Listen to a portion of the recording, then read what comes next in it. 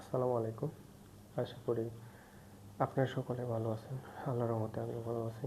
আজকে কথা বলবো যারা ফ্যাশন ডিজাইন নিয়ে লেখাপড়া করতেছেন তাদের উদ্দেশ্যে।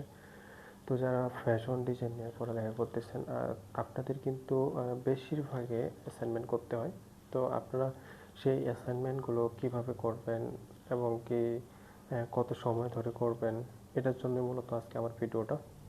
তো আমি আশা করব আমার ভিডিওটা স্কিপ না করে দেখলে আপনারাও শিখতে পারবেন। তো আজকের টপিক হচ্ছে মুড বোর্ড নিয়ে। তো আপনারা মুড বোর্ড কীভাবে তৈরি করবেন, ম্যাগাজিনগুলো কিভাবে কাটবেন, সেটা A to Z নিয়ে আজকের ভিডিওতে আলোচনা করা হবে। তো আপনারা অবশ্যই ভিডিওটি স্কিপ না করে দেখবেন, তাহলে অবশ্যই আপনারাও শিখতে পারবেন।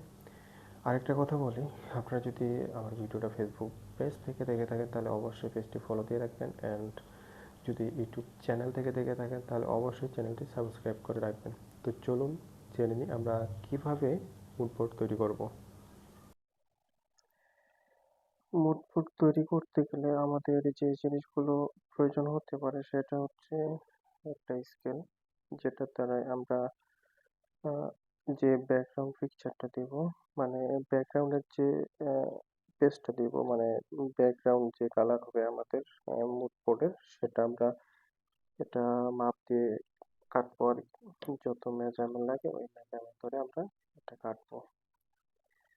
এরপরে হচ্ছে একটা গাম লাগবে, একটা কলম লাগবে, বুট সেপ টেপ লাগতে পারে, একটা কাটার, এই কাটার, এগুলো লাগবে আমাদের মুড বোর্ডটা তৈরি করার জন্য।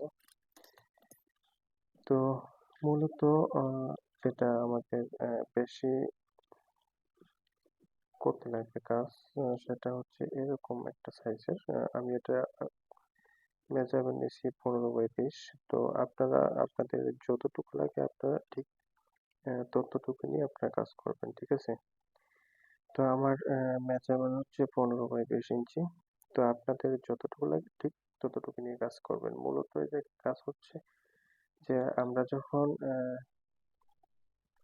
মুড বোর্ড তৈরি করব সেক্ষেত্রে আমাদের প্রয়োজন হবে একটা ম্যাগাজিন, ম্যাগাজিন বুক।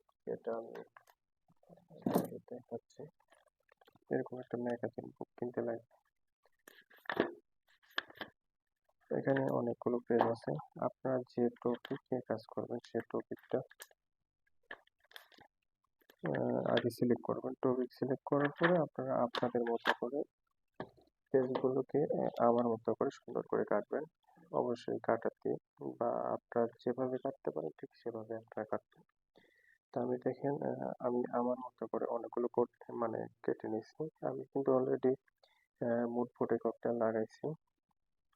আমি আমার মতো করে কাটছি, আপনারা আপনাদের মতো করে সুন্দর করে কাটবেন যাতে দেখতে মানে অনেক সুন্দর দেখায়। দেখেন আমি কিন্তু অনেকগুলো কাটছি। তারপরেও এভাবে কাটবেন, কাটার পরে যেটা করতে লাগবে সেটা হচ্ছে মূলত আমি কয়েকটা লাগাইছি, লাগানোর পরে আমি আপনাদেরকে আরো কয়েকটা লাগাই দেখাচ্ছি যে আপনারা কিভাবে এটা সেট করবেন। এটা অবশ্যই কিন্তু যখন আমরা মুড বোর্ডটা তৈরি করব অবশ্যই এটা ওভারল্যাপিং হবে। দেখেন আমি কিন্তু এই জায়গায় অনেকগুলো ওভারল্যাপিং করছি। আমি এটা লাগাইছি, এটা লাগাইছি, একটা ঘড়ি লাগাইছি। আমি যে কয়েকটা পিকচার লাগাইছি এটা কিন্তু ওভারল্যাপিং করে লাগাইছি। আপনাদেরকেও কিন্তু এটা ওভারল্যাপিং করে লাগাতে লাগবে অবশ্যই, ঠিক আছে? তো এখন আমরা ধরেন যে আমি এটা লাগাবো, এটা লাগানোর ক্ষেত্রে আমাকে অবশ্যই গাম ইউজ করতে লাগবে।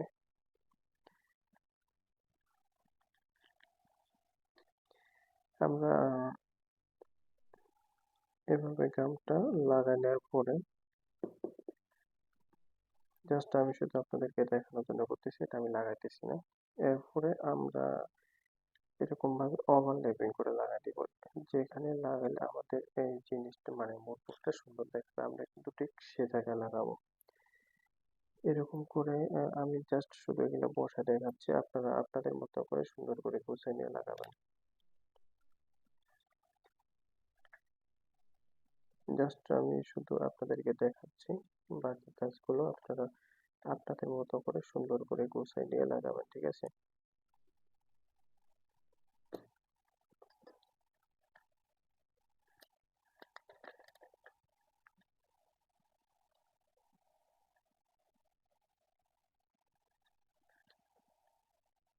দেখেন, আমি কিন্তু অলরেডি মোটামুটি সবগুলোই এখানে বসাই দিচ্ছি, আর কয়েকটা বাকি আছে। এটা আহ, যে জায়গায় গ্যাপ আছে অবশ্যই এগুলো কিন্তু ওভারল্যাপিং করে দিতে লাগবে, মানে একটার উপরে আরেকটা বসাতে লাগবে, মানে যাতে কোনো গ্যাপ না থাকে। আর বিশেষ করে একটা জিনিস খেয়াল রাখবেন, যখন আমরা এই জিনিসগুলো বসাবো, বসানোর ক্ষেত্রে কিন্তু এই জায়গায় মাঝখানে বা সাইডে যে কোনো চিপা একটা গ্যাপ থাকে, সেই গ্যাপটা কিন্তু অবশ্যই আমাদেরকে ফিল আপ করে দিতে লাগবে। এই জায়গায় আমার একটা গ্যাপ আছে, ধরেন যে আমি এটা দিয়ে ফিল আপ করে দিলাম। আরো গ্যাপ থাকতে পারে, আমার যে জায়গায় গ্যাপ আছে সেগুলো ফিল আপ করে দেওয়ার পরে যখন আমার মোটামুটি সব পুরো মানবোর্ডটা সাজানো হয়ে যাবে, এরপরে আমরা এক কাজ করতে পারি, সেটা হচ্ছে যে মানবোর্ডের যে চারপাশটা আছে স্কোয়ার, আমরা এটা যে কোনো কালার দিয়ে মানে পুরোটাই আমরা বর্ডারের মতো করে দিতে পারি, একটা বা দুইটা। এটা যদি আপনারা করতে পারেন সেক্ষেত্রে মুড বোর্ডটার ডিজাইনটা অনেক ভালো হবে আর কি। তো আপনারা যদি এভাবে করেন সেক্ষেত্রে মুড বোর্ডটা অনেক সহজভাবে করতে পারবেন। তো বিশেষ করে আপনাদেরকে যেটা করতে লাগবে, এইগুলো কিন্তু মানে ম্যাগাজিন গুলো কিন্তু খুব সুন্দর করে কাটতে লাগবে। যদি এগুলো সুন্দরভাবে না কাটেন তাহলে কিন্তু ভালো দেখাবে না। এগুলো কাটার ক্ষেত্রে যখন আপনারা কাটবেন, যাতে এগুলার সাইড দিয়ে কোনো ব্যাকগ্রাউন্ড যাতে দেখা না যায়, ওরকম সুন্দর করে কাটতে লাগবে। দেখেন, আমি যেগুলো কাটছি এগুলো কিন্তু অনেক ছোট ছোট জিনিস, আমি তারপর কাটছি অনেক সুন্দর করে। জানি না কত সুন্দর হয়েছে, তারপর আমি যতদূর পারছি এতদূর করে মানে কাটছি আর কি। তারপর আমি জানি যে হয়তোবা আপনারা আরো সুন্দর করে কাটতে পারবেন, আমার থেকে অনেক ভালো কাটতে পারবেন। তো এভাবে কাটার পরে আপনারা এরকম ভাবে একটা মাউন্ট বোর্ড তৈরি করতে পারবেন। মাউন্ট বোর্ড তৈরি করার ক্ষেত্রে মানে অত কষ্ট করতে লাগে না, জাস্ট শুধু আপনার মাথার আইকিউটা খাটায় অ্যান্ড যখন আপনারা মাউন্ট বোর্ডটাতে মানে গাম দিয়ে লাগাবেন, সেক্ষেত্রে এই গামটা লাগানোর পরে অবশ্যই ওভারল্যাপিং করে দিবেন। দেন আপনার মুড বোর্ডের কাজ শেষ। সবকিছু শেষ করার পরে যখন আপনার এটাকে বাইন্ডিং করতে যাবেন বা একটা ফ্রেমে অ্যাড করে জাস্ট উপরে একটা পেপার দিতে পারেন বা গ্লাস দিতে পারেন, আপনাদের যেটা ভালো লাগে আর কি। তো এটা করার পরে আপনার মূলত কাজ শেষ। তো এভাবে আপনারা মুড বোর্ড তৈরি করতে পারবেন। আর আরেকটা কথা বলি, যদি আপনারা আমার ভিডিওটা ফেসবুক পেজ থেকে দেখে থাকেন তাহলে অবশ্যই পেজটি ফলো দিয়ে রাখবেন, আর যদি প্রোফাইল থেকে দেখে থাকেন তাহলে অবশ্যই প্রোফাইলটি ফলো দিয়ে রাখবেন, আর যদি ইউটিউব চ্যানেল থেকে দেখে থাকেন তাহলে অবশ্যই ইউটিউব চ্যানেলটি সাবস্ক্রাইব করে রাখবেন। সো ভিউয়ার্স, আজকে এই পর্যন্ত বিদায় নিচ্ছি। আপনারা ভালো থাকবেন, সুস্থ থাকবেন। আল্লাহ হাফেজ।